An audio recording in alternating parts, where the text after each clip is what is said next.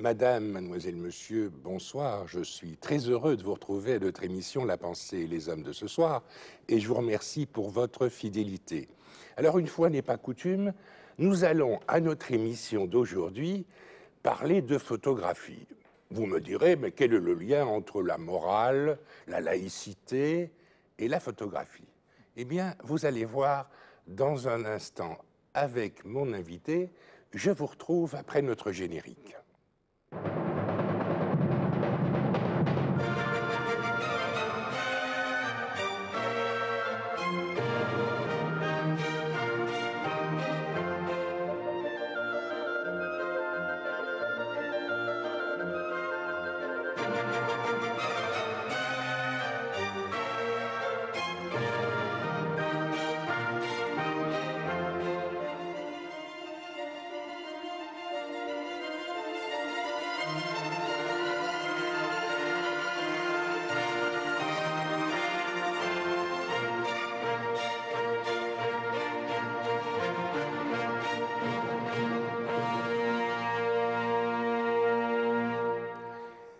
Eh bien, mon invité à notre émission de ce soir est Philippe Bazin. Vous êtes Philippe Bazin, docteur en médecine, mais aujourd'hui professeur à l'École supérieure des beaux-arts de Valenciennes, professeur de photographie. Alors dites-nous un petit peu, quel est le cheminement qui se produit entre les études de médecine, et Dieu sait que si elles sont difficiles et exigeantes, les études de médecine d'une part, le statut de médecin que vous avez, et puis la photographie. Quel chemin avez-vous parcouru?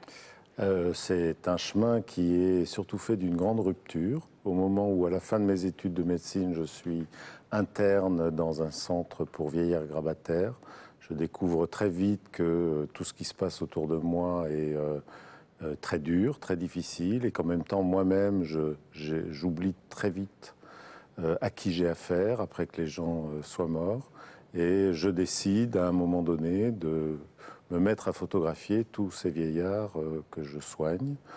Et la photographie, à ce moment-là, elle représente un choc énorme pour moi parce que tout d'un coup, je vois dans les images tout ce que je ne voyais pas avec mes propres yeux et tout ce que mon éducation professionnelle de jeune médecin ne m'avait pas préparé à voir.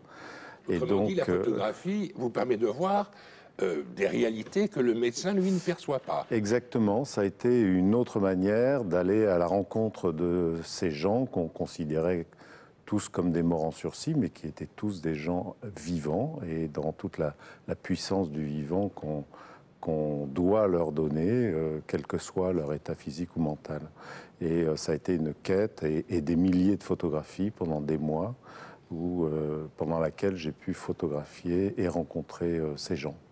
Et tout ce travail a donné, à la suite de ça, après cette année qui a été une véritable initiation à la vie pour moi, ça a donné l'écriture d'une thèse de médecin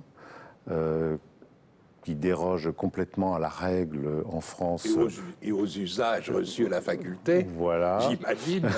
Parce que c'est un texte écrit, assez littéraire, et qui raconte l'expérience que j'ai vécue pendant un an, toutes les horreurs que j'ai pu rencontrer, tous les moments aussi très forts et très intenses que j'ai eus avec ces gens.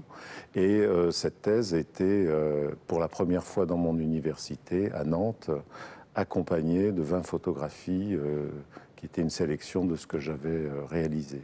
Voilà. Alors vous abandonnez vraiment la médecine. On pourrait se dire, tiens, voilà, il va faire de la gériatrie, il va se consacrer en particulier à soigner les personnes âgées. Pas du tout. Vous abandonnez la médecine et vous vous orientez vers la photographie. Exactement, c'est arrivé 5 ans plus tard. J'ai d'abord été médecin généraliste, je voulais pas être spécialiste. Et puis j'ai recommencé à photographier des vieillards parce que ce travail m'obsédait littéralement. Et une nouvelle série de visages de vieillards qui m'a fait connaître comme photographe, cette fois-ci, m'a décidé à abandonner complètement la médecine, à faire des études de photographie et à mener depuis la fin des années 80 un projet artistique avec ce médium, parallèlement à un travail d'enseignant artiste, comme vous l'avez dit, qui est pour moi complémentaire et totalement indispensable à ma propre pratique d'artiste. Alors, Voilà. nous avons vu à l'écran il y a quelques instants quelques-uns des clichés que vous avez pris. Qu'est-ce qui vous touche dans les visages de ces vieilles personnes? Est-ce le regard? Est-ce la peau? Est-ce l'attitude? Il y a quelque chose de criant, si j'ose dire, Oui. dans ces photographies. Qu'est-ce qui vous a retenu au premier abord? Moi, ce qui m'a retenu, c'était une situation extrêmement contradictoire, c'est-à-dire des gens qui subissaient une extrême violence dans la situation où ils étaient reclus. Qu'entendez-vous par là quand vous dites violence? Violence, parce que l'institution qui les prenait en charge les faisait vivre dans un lieu complètement déshumanisé, hospitalier, oui. alors qu'ils étaient là pour finir leur jour, sans aucun objet personnel, sans presque plus aucune relation affective personnelle, et souvent aussi violence qui venait des employés, qui dans l'hôpital où je travaillais se retrouvaient employés dans ce service quasiment par mesure de rétorsion de la part de l'administration. Et donc la situation c'était un peu l'enfer de l'hôpital. C'était l'enfer de l'hôpital. Ça l'est souvent toujours d'ailleurs, ça n'a pas changé. En particulier pour ce qui concerne les vieilles personnes. Les vieilles personnes, notamment grabataires. Oui.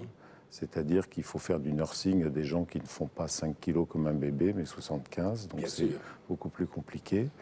Mais qui peuvent s'entretenir, qui peuvent encore parler. Ça dépend, pas toujours. Ah oui. Mais qui peuvent communiquer, oui, ça certainement. D'une autre manière, en tout cas, moi je l'ai découvert. Mais face à cette situation, ces gens avaient une puissance de vie, une dignité, une puissance d'affirmation aussi face aux conditions qu'on leur faisait vivre, qui était très touchante et bouleversante. Et moi, ce que je voulais montrer à travers ces photographies, c'est que ce n'étaient pas des morts en sursis, mais des vivants dans toute la puissance du vivant qu'on est tous en droit d'attendre. Et ce que je voulais montrer, c'était comment des gens aussi qui sont reclus dans une institution, qui ont disparu d'une visibilité commune, existent de fait dans la société, même si on ne les voit plus, et qu'au moins par la photographie, on puisse à nouveau les voir et à nouveau les remettre sous un regard collectif. Alors maintenant, vous êtes professeur de photographie, vous n'êtes plus médecin, c'est votre choix. J'imagine que dans l'enseignement que vous proférez, mais aussi dans votre propre recherche personnelle, vous avez élargi votre champ de vision et vous ne vous focalisez plus sur les personnes grabataires que vous évoquiez tout à l'heure. Vous avez élargi le champ de vos applications photographiques. Tout à fait. En fait, ce premier travail m'a fait prendre conscience d'un rapport nouveau que nous avons dans notre époque à ce phénomène institutionnel qui est capable d'encadrer, de prendre en charge les gens dans tous les aspects de leur vie et à tous les moments de leur vie.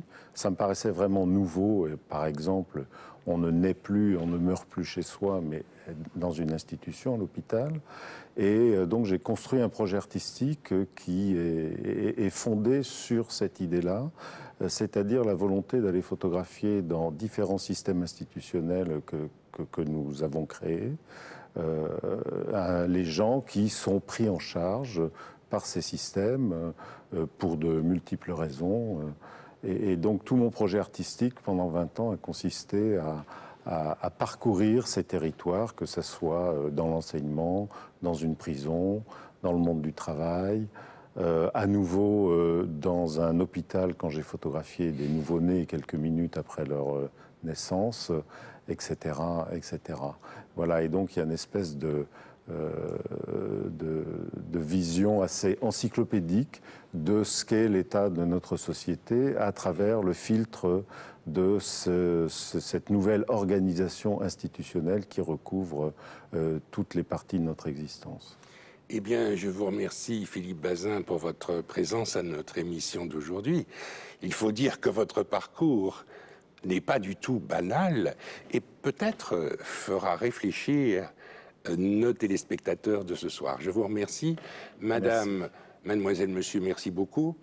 À très bientôt et bonne nuit.